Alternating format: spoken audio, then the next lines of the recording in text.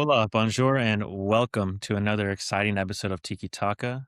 I'm Joseph, that's Travis, and our guest today is Jaime. And here's a quick preview of what we're talking about today. If we ban enough of the top-seeded teams, first team, and we only play their second team, we might have a shot. It's becoming a game for the elite, which that's not what football's ever been about. It's always been a unifying game. It's for the working man. FIFA opened up a resale window to get percent off the buyer and the seller. It screams, corporate profit. They want almost $1,200 to sit in the nosebleeds. The Rams, after they won a Super Bowl, weren't even charging that much money. You guys mentioned the Club World Cup, that it was packed towards the end, but the group stages were, a third of the way full? And that's being generous? When the leader of the host nation says countries shouldn't come for fear of player safety, what do you mean by that, man? Whether it's in England, Mexico, Argentina, Brazil, they have to separate their fans by leaving like a quarter of the section empty. That's something that we don't understand. New York game, they had a water break and it was just like 60 degrees out or like 70 degrees out. I'm like, what's going on here? I ran a 5K as fast as I can at 100-degree heat, and these guys need a water break? The Big Archburger, let's go. But you got to go drive to them because they're not going to be at the stadium. You got to get in your new 2027 Kia to go to McDonald's, which isn't going to be at a fan fest. Then you can go buy a Budweiser on your way back. All with a FIFA-approved debit card, right? Exact masterstroke FIFA. Once again, you've done it. You've done it again, boys. All right, guys, as you can see, we are going to talk about some World Cup controversies. I guess Jaime here, the big fan of U.S. soccer, MLS, all that comes with it. So, Jaime, why don't you introduce yourself? Tell us why you wear the Jamaica jersey. All right, guys. Hey, my name is Jaime.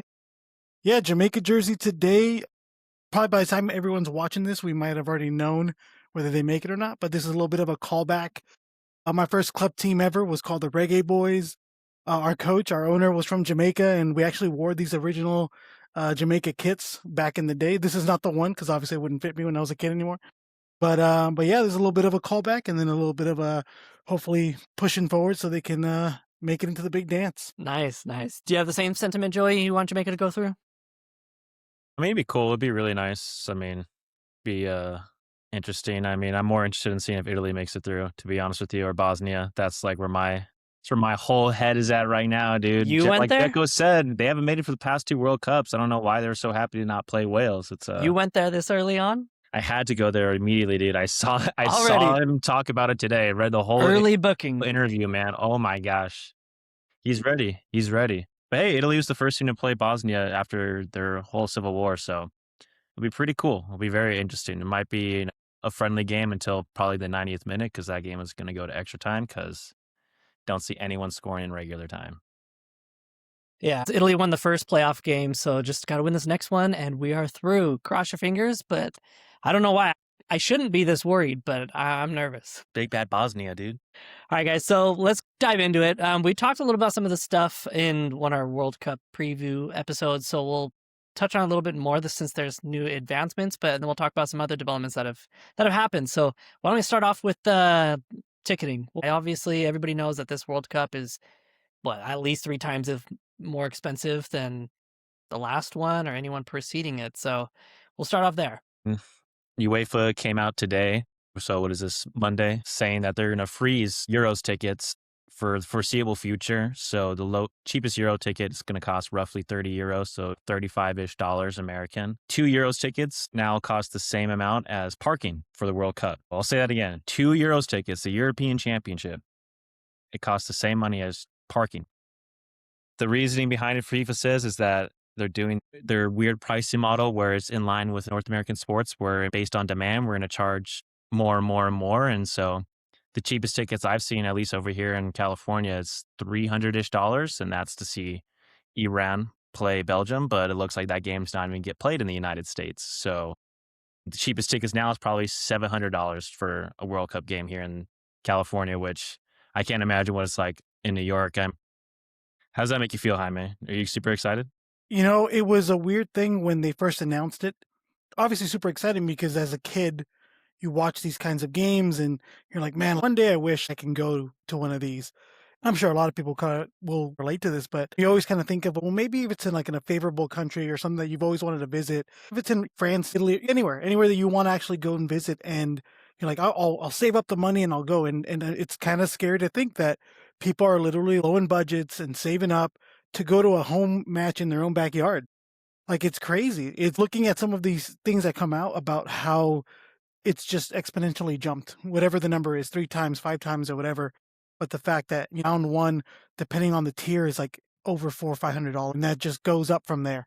It's just such a tough thing to think that what I feel the World Cup is supposed to be, a tournament that is supposed to determine the best soccer nation. It's such a unifying event. It's a tough thing to see for many different reasons, whether it's greed or, you know, just it becomes like a Super Bowl style event where it's all corporate, and then you got to pay all these stuff out or make all those things exponentially better. But yeah, it's a tough thing to see that that's where we've gotten here, and it all kind of just jumped. It just feels like it just jumped from one World Cup to the other.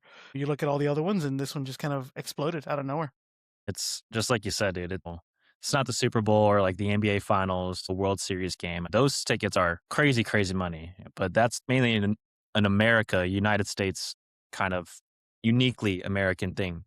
This is the world's game. You want people from Brazil, Peru, whoever's in this World Cup, you want them to be able to come here and support their team. Sure, cost of living here is pretty pricey, but you shouldn't have to spend what could be someone's rent or a mortgage payment just for a ticket. Tier one tickets are, depending on the game, are a car payment. And that's a cheap car payment. It's becoming a game for the elite, which that's not what football's ever been about. It's always been a unifying game. It's for the working man. That's how all these clubs started. It wasn't just started, by kings and queens. It was all founded by schoolboys or factory workers. Arsenal is literally founded because of factory workers. It's just so weird how FIFA says they want to maximize revenues so they can put it all back into the game around the world. But you look around the world, Brazil didn't really have a huge economic boom, and the game has always been the game there. We had the World Cup in Russia, and whatever's happened there. In Qatar, I mean, it was a great World Cup, a really good competition, but it's not been a huge boom for them either. It's so odd that they're trying to jump, all through these hoops to say, oh, no, no, no, no, look, this is why we're doing this. And from its track record, it's clearly that's not what's going to happen here.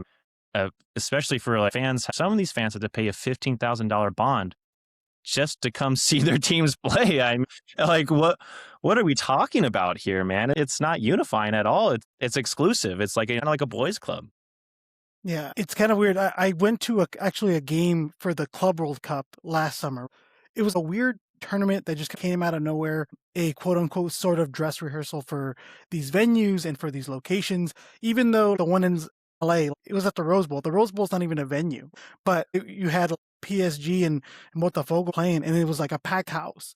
And I feel like that got them excited and said, wow, people are willing to spend money for clubs.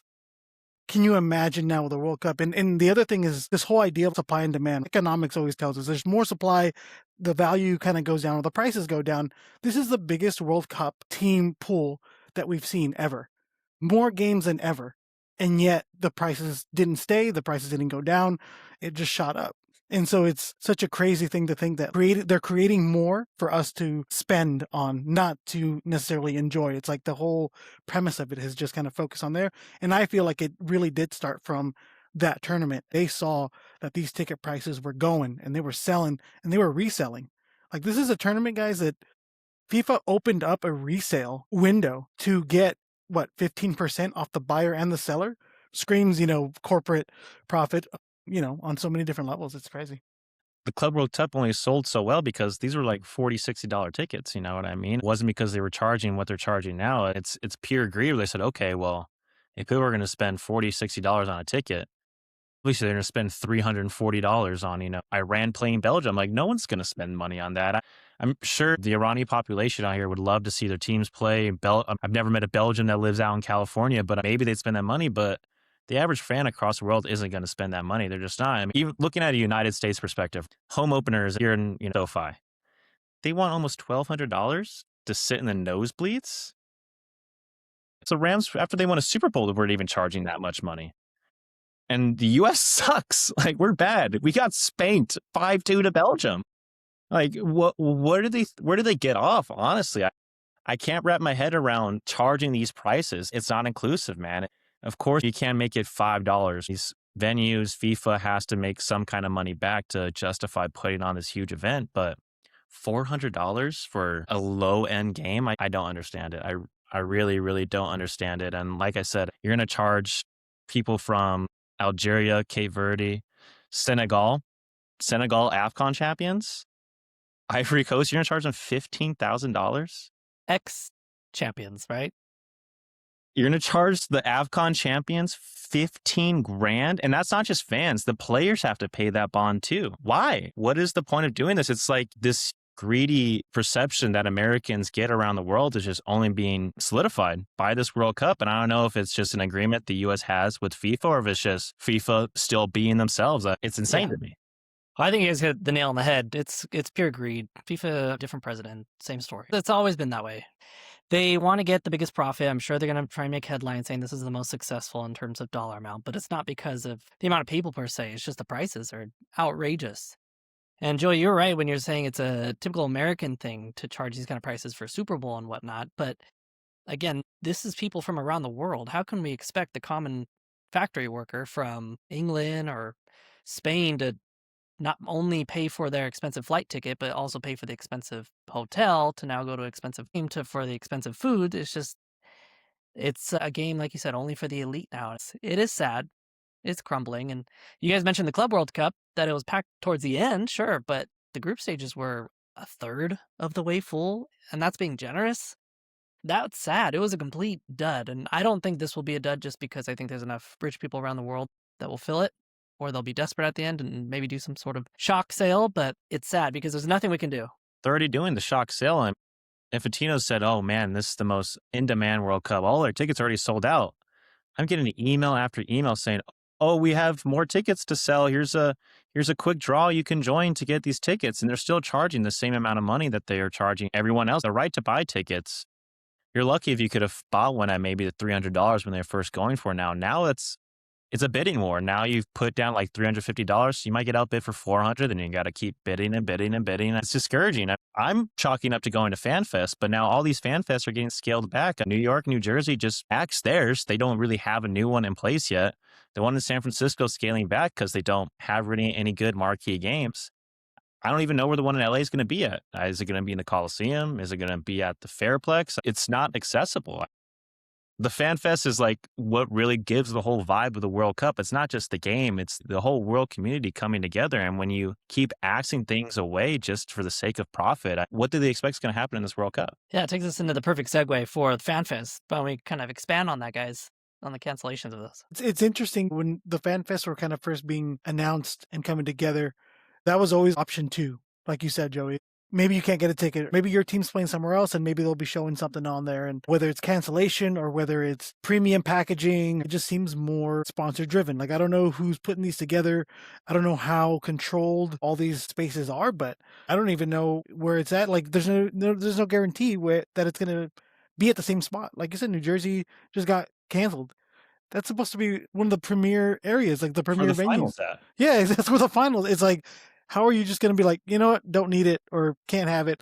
It doesn't make sense. And as you said, I feel like when you're watching the World Cup at home, you pick a year, and when they show those scenes of a fan fest or a watch party or just massive amount of people just watching on huge screens and just cheering on, that's where you get the feel of the nation going through this tournament. This is where you get that emotion, that pride. This is where it comes from, because ultimately soccer is about the fans. Soccer is about the people who watch it. The players are obviously it's the most important because they're the ones out on the field, but they're representing all the people who are watching. And if these areas, these spaces, these fan fests are being limited, are being put behind paywalls, or they're just kind of being treated as a second tier thing, then it kind of takes away from that emotion of the tournament. It's just kind of like, well, now I'd rather just watch it at home at this point than to try to go and battle through this whole thing. And you may not even get a good spot, or they might only have limited capacity. So it is kind of sad that it's now starting to trickle down beyond just the ticket prices and being in the venue. It's now everything surrounding it has become more and more of a challenge. And I feel like they should be focusing on removing the barriers, removing the challenges, as opposed to creating new ones. And So if you guys can just share with the guest who's canceling these fan fests and why. Well, unfortunately, it's the local officials. By and large, that's who canceled it in for the New York and New Jersey. LA's LA, man. They have their own problems in and of itself. The number one issue is that they just can't get funding, they can't get sponsors, and that's kind of FIFA's fault. All this great economic boom that FIFA promises to happen. Well, if you're a food vendor, you can't go at the Fan Fest because their exclusive fast food partner is McDonald's, which doesn't really get more American than McDonald's. But even McDonald's says they're not going to be at the Fan Fest.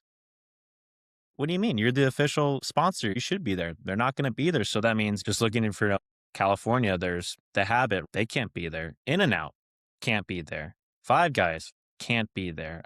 We can go down a list of fast food places in America that just aren't allowed to be there.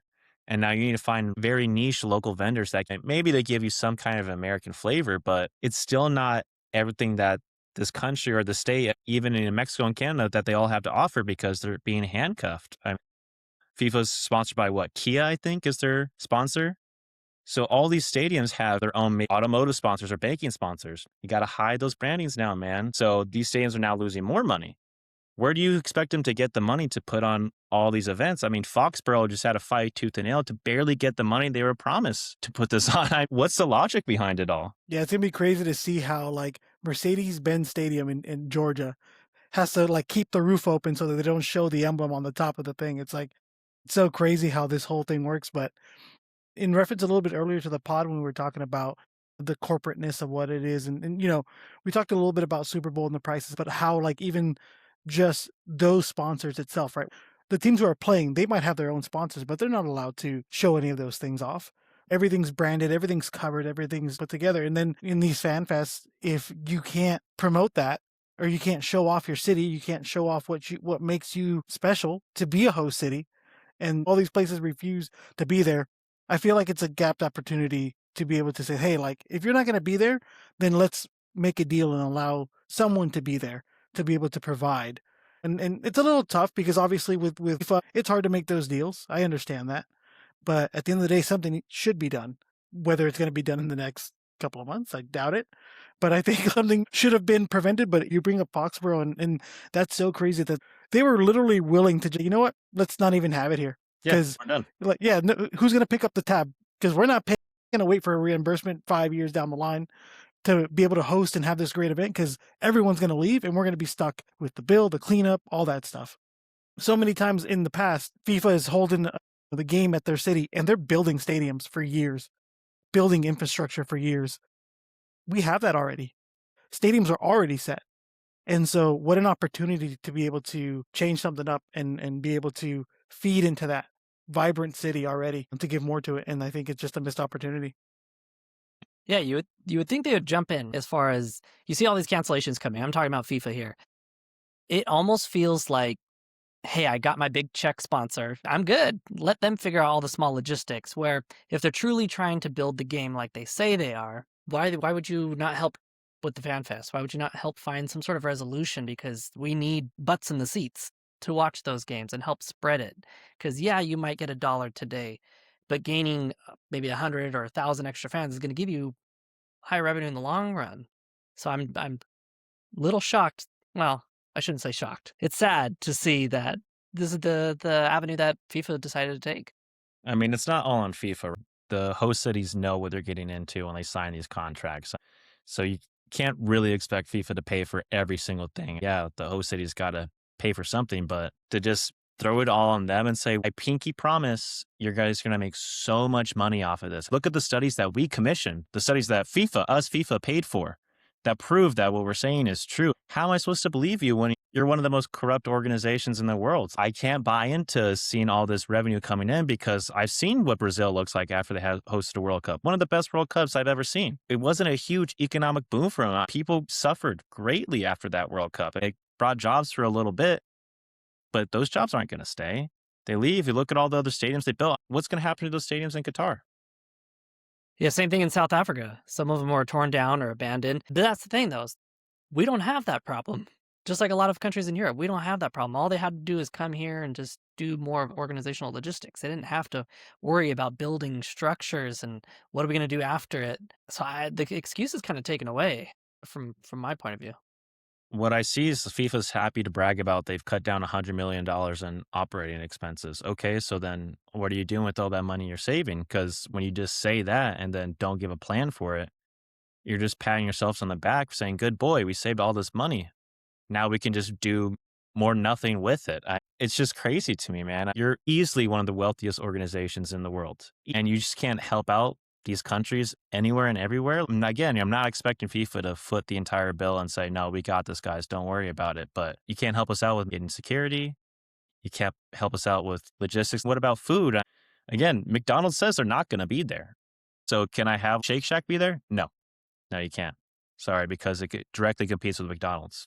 Okay, so then my local economy doesn't make anything. It's so, I don't want to say hypocritical, but it's dumb. It's just so dumb, their logic that they're playing with. It almost makes you think that, like, if they're going to allow a company to be a sponsor of this tournament in whatever capacity, there should be some obligation by them to be a part of this competition in some way, shape, or form. Because it's a big name. Not that McDonald's needs more recognition, but the sense that, like, if they're paying a ton of money to put their name on everything, something's got to be given. Whatever it is, participation in these things or financial support in these things, there should be some obligation in those contracts and those kind of conversations. I'm just saying, hey, you can't just put your name on the commercials and expect to benefit from that. The people need to benefit from that too, or the host country's got to benefit a little bit, or at least get a little bit of assistance in these things in planning, because they're left with nothing in their hands. What are we going to do about it? Can't do much. Just going to have to cancel it. What is going to happen? What do you expect to happen when you don't let these host countries participate?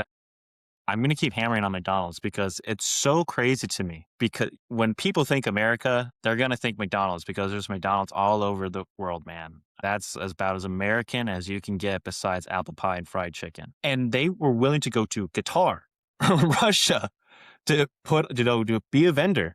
But when it comes time to be here in the US, where they have, thousands and thousands of restaurants, they say, no, we're not going to be here. Actually, it doesn't make sense for us to be here. We're gonna support our stores locally. We're gonna support our local stores and not be in the fan fest. What do you mean you're gonna support your local stores? Just have a pop-up stand. Just give me some fries and chicken nuggets. How hard is it to do that? I don't get it. Yeah, I don't think it makes any sense either. But Joe, you did talk on something about the cities, the host cities having some sort of security issues and concerns. Why don't we kind of segue into that? As people may know, shit's not cool currently in the United States. Excuse my French. It's pretty volatile across the entire nation. Foxborough, like we just mentioned, was saying we're not going to foot the bill for all of this stuff. You expect us to pay for every single bit of security infrastructure. How's any city going to provide all the security? They're not going to, hire CSC to be their local security guys. They're going to need like real life security companies. They're going to need local law enforcement.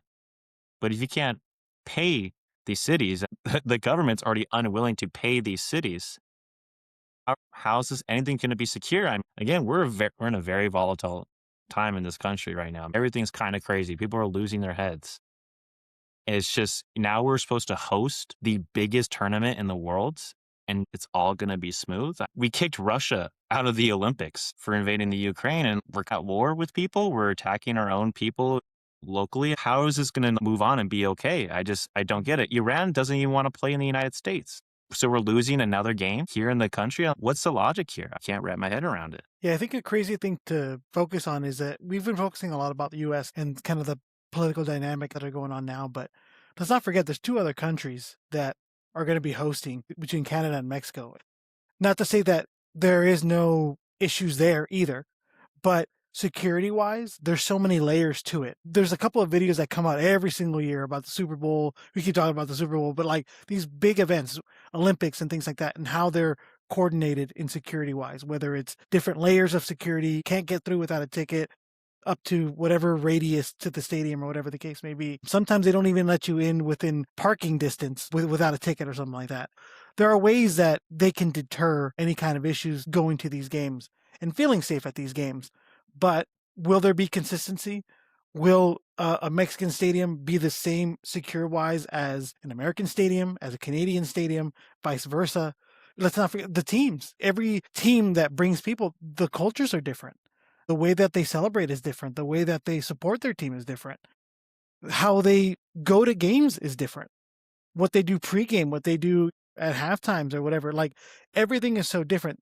It's part of what makes the game so beautiful. How do we then, whether it's training, whether it's, preparing on these different kind of layers and different levels, who's in charge of what?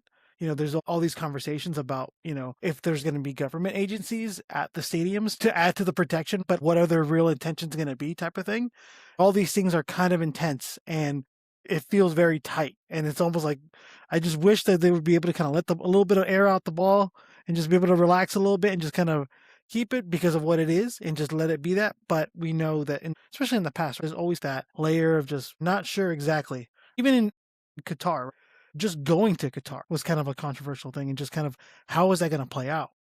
Their culture and everybody else's culture and how they're going to embrace the world's game when they're not necessarily embracing the world's ideas and the way that the world kind of functions, who respects who and how that all happens. So it's going to be an interesting thing to see. And hopefully as we get closer, things will lighten up a little bit, but you never know. Things with the people around, you never know what's going to happen. Yeah, I mean, you've more so than Joy and I have been to games internationally, whether it's Mexico, obviously U.S., Europe. Talk about a little bit about the security that you've seen in comparisons to those three. Yeah, it really just depends on where it's at. There's been some games where I've gone to, whether it's a club game in Mexico. I've been to a couple of those, and depending on what region you're in, sometimes they'll pat down and come on in. Sometimes they'll have the metal detectors or whatever the case may be. Also, depending on the opponent, sometimes if it's a big rivalry game, they'll be a little bit more intense. It really depends on what the circumstance is, but a lot of the games here in the United States, they've kind of standardized stadium security. Whether it's basketball, whether it's football, there's a big standard. Like we have the clear bag policy in a lot of not just MLS games, but in most stadiums. But then how to standardize that throughout the entire, is FIFA even interested in standardizing that? Are they just kind of like wiping their hands and saying, you guys figure it out? We're going to be in the suites watching the game. And if it's the fan, if things break out, our cars will be warmed up and ready and we're going to book it out the back end.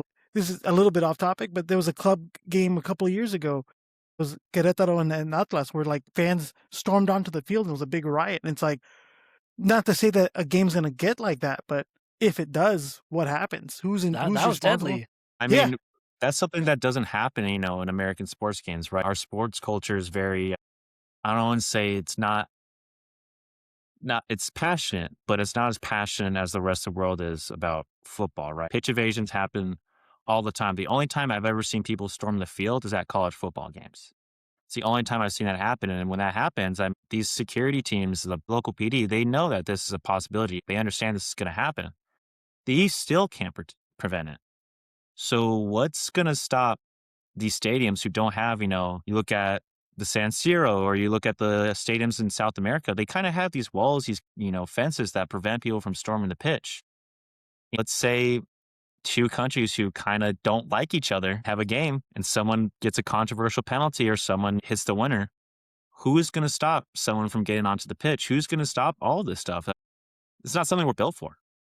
It's simply not. And I don't want something like that to happen. That's not what I'm trying to put out there, but I just don't see us being prepared for what really comes with the World Cup, with hosting a major soccer tournament. Yeah, the Club World Cup was fine, but who's going to go to the Rose Bowl at 2 p.m. to watch Chelsea play River Plate? No one's going to do that. No one on planet Earth is going to do that unless you don't have a job. Those are the people who are going to those games. It's crazy, man. And it's going on player safety when the leader of the host nation says countries shouldn't come for fear of player safety and their lives. What do you mean by that, man? This is a privilege to have this game. You can't just go out and start saying crazy things like that, man.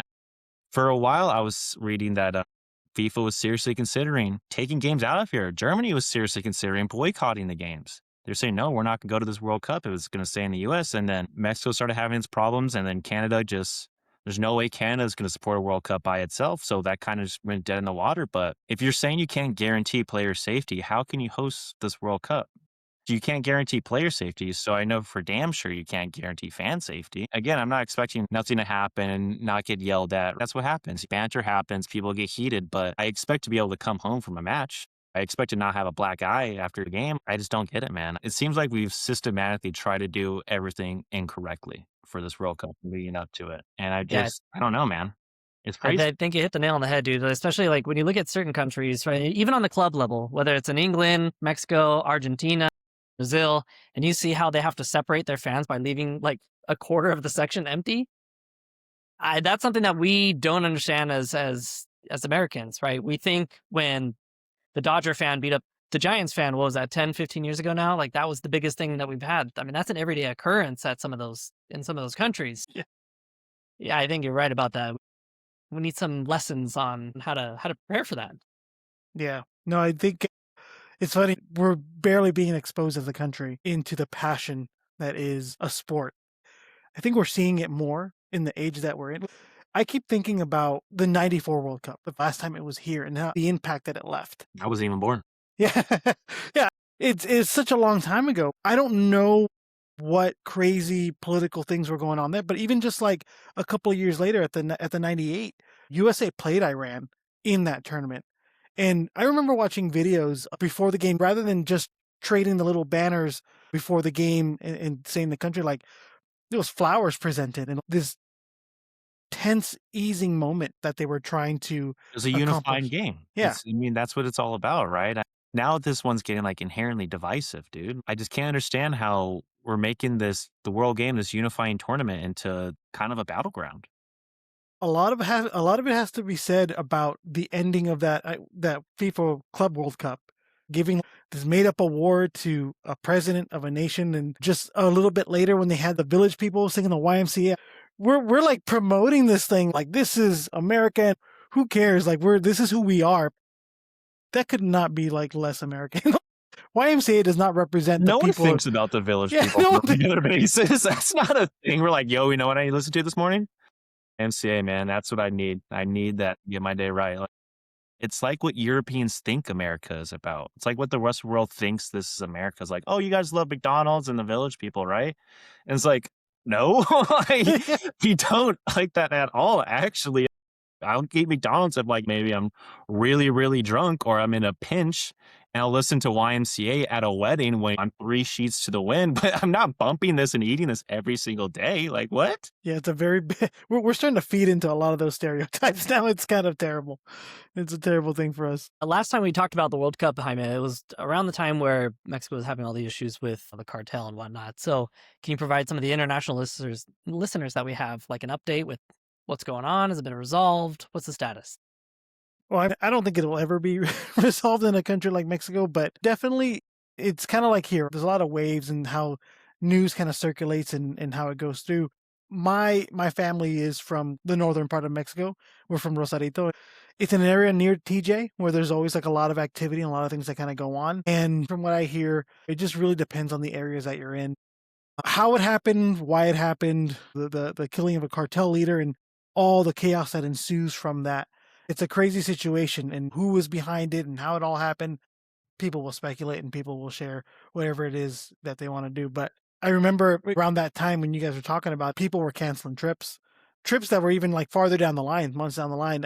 Here's what I'll say when it comes to these type of topics. You want to go on vacation, if you want to go somewhere relaxing, if you want to go somewhere you feel 100% safe, it really depends on how you're going to be able to manage that in your life. Because if you're going to Mexico and thinking like everything's going to be honky dory, they're going to spot you out and you might lose a car window or something like that. It's the sad nature of it. But for the most part, like we go pretty often. My parents, they've been actually the last couple of weekends so far going back and forth. And so for them, it's been okay. The unrest and upheaval has kind of diluted a bit. But in a place like Mexico where a lot of stuff exists, in speaking with cartels and things like that, it's never going to go away. It's just part of the country. It's part of what makes Mexico. But it's definitely a crazy insight to think that anybody who's going to be planning to go to like Mexico City, do they want to go? Is it going to deter them? It's definitely a questionable thing. I happen to think that bad stuff can happen anywhere. It doesn't have to be in Mexico City. It could happen anywhere, but it really just depends on how you manage yourself. I would say make plans. If you want to hire a driver or hire some people, or if you know people that live around the area, definitely be aware, stay safe, and you'll be fine. But if you're out there just getting drunk every night and wandering the streets, it's not going to work out for you. Not going to be sweet. Yeah, not going to be sweet. So I would say definitely just be aware and you'll be fine. feels like we're trying to throw Mexico under the bus here for having all these issues. I mean, U.S. has plenty of issues too, man. Whether you want to call it gang violence, people, whether you like it or not, there's kind of a mental health crisis currently going on in this country. No matter how you want to cut it, people seem just getting more and more crazy. They want to get potentially more and more violent with their issues. We've had protests, I think, for the past 3-4 weeks in a row for what's everything that's going on here. And going back to security, Mexico is one thing, but that's something that they've kind of dealt with for the past 50-ish years or so, probably a little, maybe a little longer. The U.S., all our problems, we've just kind of been like kind of kicking down the road. Just like, all right, we'll get to that when we get to it. We'll get to it when we get to it. At least where I'm at locally out in here in Pomona, LA County area, there's a very big gang problem, sex trafficking problem. And this World Cup is what, 2 months away now? And it seems now all local law enforcement, all these agencies are saying, oh, we have like a very major thing coming up. We should start dealing with all of this now. I hope it gets resolved and gets dealt with, but it's very sketchy, man. It's very suspect. And Europeans, God loves them, man. But they could be pretty naive. Not to say Americans can't be naive going across the country, but I'm really hoping that nothing crazy happens to some of these guys, man. New York is suspect. Los Angeles, especially where SoFi is at, very, very suspect. It seems like the safest place is going to be either in Quebec or the Azteca. And to say the Azteca is going to be a safe place to be as a fan, who says that? Who's really saying that? It's crazy. Well, that's one of the reasons why I was bringing it up is that even for a lot of Americans, especially for myself, I personally would rather go to Estadio Azteca to go see a game there versus like SoFi. Been there, done that. Somewhere iconic like the Azteca Stadium. To go see a game there, a World Cup game, iconic. But that's kind of why I was asking about earlier. Safety, security concerns, has it died down a little bit? But again, Joey, to your point, is it any safer here? I mean, I'm so happy that the final's being played in beautiful East Rutherford, New Jersey, and MetLife Stadium instead of probably the most iconic stadium in all of North America. Masterstroke, FIFA. Once again, you've Though done it. You've done it again, boys. Well, to be Great fair, work. that was on Kroenke. He didn't want to make the updates to the stadium required in order to do it, right? You know, Especially being brand new, I get it. But you would think, as the owner of Arsenal, how would you not want to do that? Funnel some money into Arsenal because they keep getting second every year. I mean, ask St. Louis fans how they feel about Kroenke, man. That guy is a cheap guy. And to basically throw away having the final because, no, I don't want to expand the pitch 5 yards either side. That's ridiculous. That's going to cost so much money. Brother, you're hosting the largest sporting final in the entire world. You don't think you're going to make back that 15 square yards or 20 square yards? You don't think you're I'm going to sure he has to, right? His advisors had to have told him, but maybe that just shows the disconnect. After all, he's American. Maybe he's just not that into it. Maybe he's not the footy fan. He's more of an American football fan. Who knows?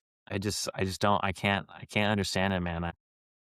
Safety concerns for sure, but it just still cracks me up that East Rutherford, New Jersey, these people, you can't just like commute or walk to that stadium. You can't just walk there. You got to take an Uber. You have to drive there. There's nothing in New Jersey. I've been to New Jersey a few times. New Jersey's got some cool spots. There's nothing going on for New Jersey, man. What is Jersey known for? Sopranos. That's all I can think the Jersey's known for, man. It's crazy that there's all these problems with North America. Canada is just kind of just chilling, doing nothing. USA and Mexico are just kind of like dumpster fires. And there's no talk of it going to Canada because Canada can't support this. There's no freaking way Canada can support this. And it's too late now to potentially move it to anywhere else. You can't do it. They just add a bunch of metal stands everywhere, man. They just put like 40 rows of towering metal scaffolding and just hope to God it doesn't fall apart. It'd be so beautiful. Yeah, don't even paint it. Yeah, man, just get the best structural engineers in the land, and you guys got it. We talked a little bit about some civil unrest, obviously the wars that are currently going on with Iran and whatnot. Is there anything else you guys wanted to touch on that before we talk about like any kind of travel bans or anything? Beyond saying you can't guarantee player safety is just if you can't guarantee players and fans are going to be safe to host this tournament, then how on God's green earth were you selected to host it in the first place? That's why we were gifted, the most deserving FIFA Peace Prize award, which that wasn't never a thing, but good boy, you deserved it, man. Good job, bro. This is what he should have got. Jeez, man. He got a little dance solo is what he got to do a little Oh my gosh. I mean, celebrate. it's a nice dance, dude. I'll hit that. Maybe he was doing the YMCA. Just to think that he was like, "Hey, what's the best group that should like come and play? Village People. That sounds like a great idea." Up until that point, I didn't even know they were all still alive. I thought I thought that the group was over. No, that's probably their first gig in like 20 years. I'm not You gonna know, lie. I'm not a Taylor Swift fan by any stretch of the imagination, right? Which is going to sound controversial. Thank God, Whoa. thank God Travis's partner cannot hear what I just said. Whoa. She But listens. sorry, I'll edit this out. sorry. But Taylor Swift, who is arguably the largest recording artist in the world, where is she from? She's from the United States? No, let's not get her. Let's get the Village People, man. It's basically an Earth, Wind, and Fire. And if Earth, Wind, and Fire was all still alive, I promise you they would be there too, doing September, just doing the weirdest music. Again, who's listening to YMCA? Who's listening to the Village People? If Taylor Swift was being considered for that role, I think Trump would have blocked it. She's already spoken out against him enough. So, yeah, there's no way he was going to allow that to pass. Yeah, I feel like a lot of that too is his control. It's weird how it's starting to go into that direction. I know we're going to talk a little bit later about the travel and access and stuff like that, but so much of this just seems very, like Joey said earlier, just this is what stereotypical America looks like to other people. And we're sitting here like, this is fake, right? Like we're getting punked. We're all getting punked Where's here. Ashton Kutcher at, man? Come on. Come on, Ash. And everyone else outside is looking at us like, yep, I knew that. That's exactly who I thought they were. They don't know anything, about no sport, nothing. I mean, You we know. have the water breaks, right? Which, like, granted, I mean, it gets hot here, right? It gets really, really hot here, especially in California. But then the FIFA say, all right, we're going to have the water breaks, guy, 15 minutes. Also, we're going to have commercials going on during. Then you're going to have the most brilliant minds in all of football probably commenting on these games. And instead of letting them talk for 15 minutes to help get fans engaged and really grow this game, we get to see Kia and Budweiser commercials for 15 minutes. Thank goodness, man. I was so scared. What was I going to do without my lovely, lovely sports commercials? March Madness is about to wrap up. There's media timeouts. Media timeouts. No one said, hey, I need to talk to my players. No, sponsors need to get their commercials run. What? I started watching football not because the game's awesome. Obviously, that's why I watched it, right? It's the best game on the earth. But because you can watch 45 minutes of a game totally uninterrupted. And now it's like, all right, you're going to watch 15 minutes. We're going to have a quick respite where we're going to hawk junk at you. Then we go back. We're not going to have a 15-minute halftime like we normally do. We're going to have 30 minutes because we need more commercial time. We're going to have 50 minutes of the second, get some more junk thrown at you, then we can finish the game maybe. It's like you said, man, this is like the most typical, yep, Americans, right? How many times are we going to see that get posted on every kind of social media platform? Typical Americans. Yeah, I'm not buying what they're selling, dude. There's no way. We don't even do that in the MLS all the time. There's not water breaks all the time. It's only very, very certain specific days, not scheduled, none of that stuff. And to think that it doesn't get hot in Brazil or Argentina or Mexico or anywhere else in the whole world, just America. Did Qatar have water breaks? I think so. Okay. I was about to say. Did it have it? I'm pretty sure. Trying But to think, I mean, most of come the- on. Look where you're playing. I mean, But but most of the stadiums were indoor or at least covered, from what I remember. I'm trying to remember if there was any breaks like that, but I know most of the stadiums were covered, if not all the stadiums were covered. But yeah, what was the last one that just happened? It was like wasn't it a New York game? They had a water break and it was just like 60 degrees out or like 70 degrees out. I'm like, what's going on here? It wasn't even hot. I ran cross country in like 100-degree heat. I ran a 5K as fast as I can in 100-degree heat. And these guys need a water break? They don't need it. These guys forcing train them. year round to last. They're running miles every day to last this. You could switch up your tactics to save energy. We all know what's driving this. I need my Kia, dude, but how am I going to know what new 2027 Kias are coming out if I can't see it during the water break at the World Cup? Gotta sell more Big Macs, man. Gosh, dude, the big arch burger. Let's go. But you got to go drive to them because they're not going to be at the Yeah, stadium. you got to get in your new 2027 Kia to go to McDonald's, which isn't going to be at a fan fest, thankfully. Then you can go buy a Budweiser on your way back. All with a FIFA approved debit card, right? Yeah, exactly. It's pure Americana in the worst degree imaginable, man. My good lord. I said to Travis, we have some things that are good for sports. Like, I think American halftime shows, they're very unique to us. It's just kind of what we do. I've been to plenty of, college football games, which I say is the closest to European club soccer, South American club soccer you can get. They have halftime shows. They're not going for 30, 40 minutes. They're 15 minutes like every other halftime is. And it's just weird that now we're getting to the biggest tournament in the world and we say, okay, every game is a Super Bowl. I promise you, people aren't going to be glued to their seats to watch Algeria take on frickin', Belgium, or, they're going to take on the Netherlands. Like, whoever they're going to play, there's small countries that they're going to be good games. There's passionate fans, but I'm not going to sit through a 30-minute halftime show to see the second half of this game. There's just no way on God's green earth I'm doing that. Why are we doing this? Take the good things of American sports and leave the bad out. We don't need every single bit of it. We just don't. Agreed. Now we are running short on time, so I know Jaime, you were talking about it earlier. Let's just finish up on that as far as the travel. One of the things that just kind of recently happened, and this is kind of like a super small, minute thing. A couple of weeks ago in CONCACAF Champions Cup, there was a team that was coming, I believe, from Jamaica, playing against LA Galaxy. And one of the craziest things happened where I think 11 players weren't allowed to come into the country to play. They were actually banned visas to come in. There was this speculation of what would happen about these travel bans for players, but also for fans and the implications of that for the tournament. And I know that for this tournament specifically, FIFA World Cup, they did say that no players was going to be processed ahead of time, that there wouldn't be any problems about players being able to come into these countries, travel amongst the countries, and be able to play. But one of the big things that worries me is definitely the fans who, as we said at the beginning of the pod, that they're saving up their money to pay these crazy prices for these tickets, accommodations, travel, food, drink, all that stuff. You don't just go to the World Cup for one day and then fly back home. You make a trip out of it. And to say that you do all of these things to then get here, and for whatever reason, whether it's you're associated with a country, maybe your parents are from that country, maybe you were born there, you don't even live there, all of a sudden you're denied entry to experience this whole thing. I feel like that threat is really, really out there, and it's super unfortunate for a lot of fans coming in. Again, it's just so anti-World Cup. It's so anti-football. And like I said earlier, the fact that the AFCON champions, Morocco, can shove it. Just the fact that Senegal, they have to pay a bond like they had to serve a night in county jail just to be able to come into the country to support their team. I don't have 15 grand to blow like that.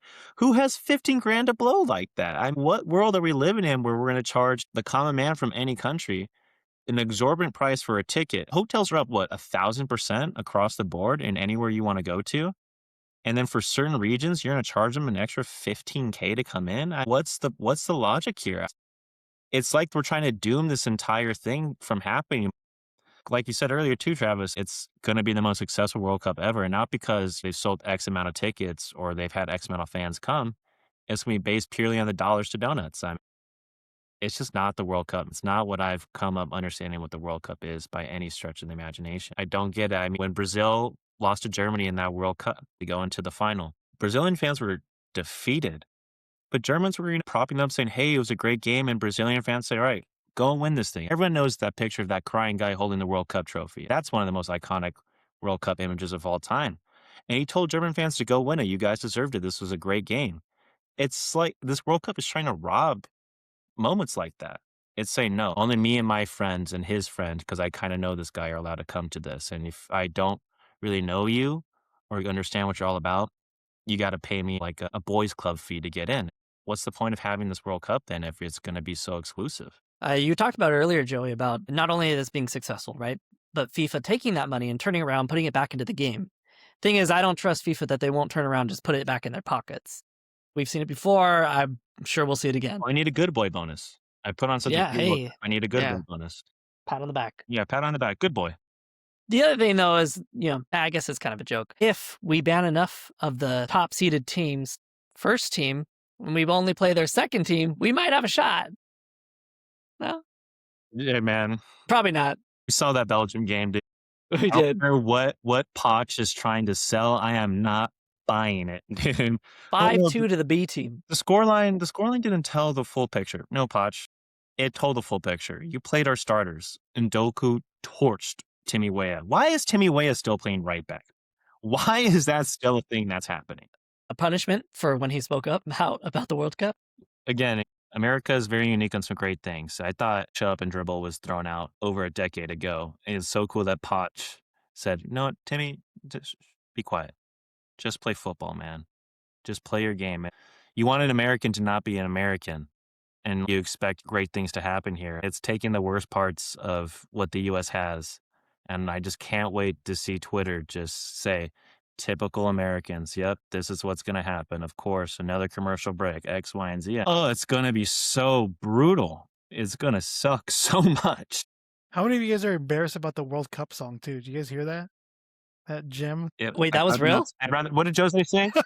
What did Jose say? I'd rather not speak. I'd rather not speak. If I speak, big trouble. Very big trouble. Just, oh my God, man. Oh yeah. This is opportunity for us to display great, culture or coming together that is the United States, and I feel like we've botched it a little bit in a lot of different areas. It's going to be one of those sad things. I feel like for those who were able to overcome the hurdle of just getting a ticket, will they even get in? I can't wait to see what crazy meal deal we get going for this World Cup. It's going to be awesome. Do you know what would have been a smart idea for McDonald's to do is, let's say Germany's going to play Belgium or something like that, to have certain McDonald's meals from those countries, because you go to each country and their McDonald's menu is not the same as ours. Well, that would have been a cool little unique But Travis, experience. that's a good idea. That's a good idea.